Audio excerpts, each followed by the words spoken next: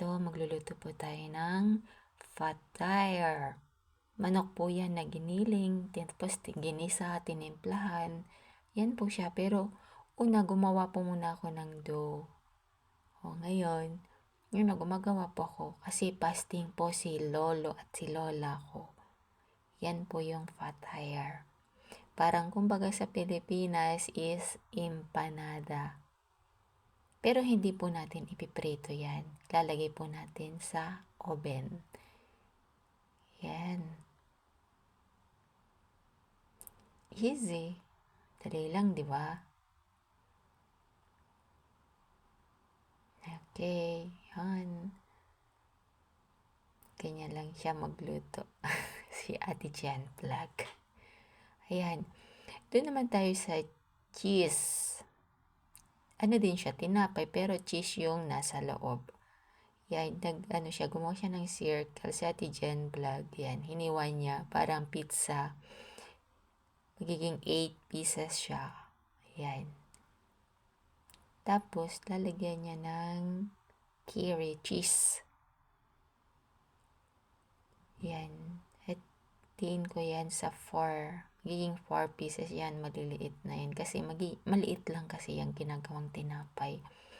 Kasi ang gusto ng lolo at lola ko, isang subuan lang nila. Kaya yan, maliit. Diba?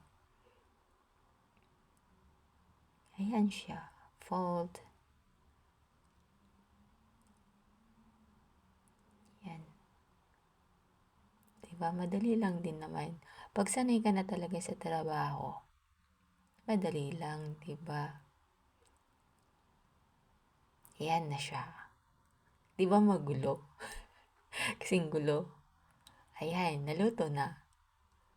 Yan na, yung nalutong tinapay ni Ate Jen Vlog. Ngayon, gawa tayo ng mutapak.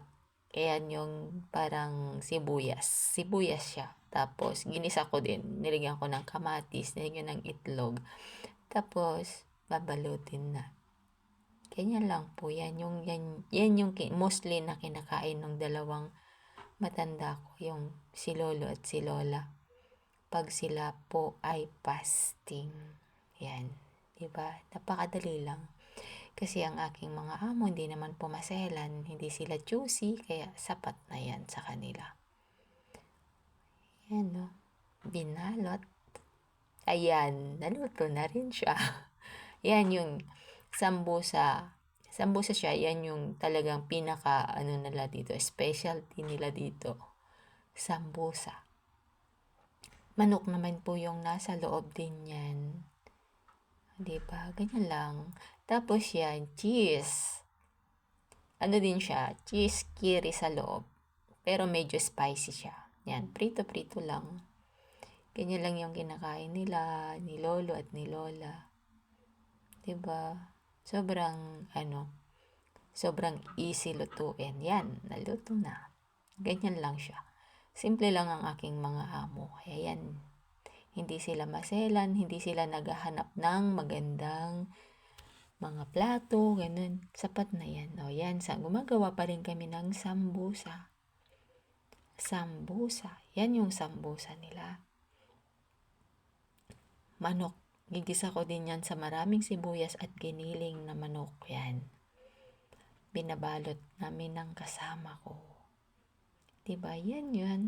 Ni-stack namin, nilalagay sa freezer.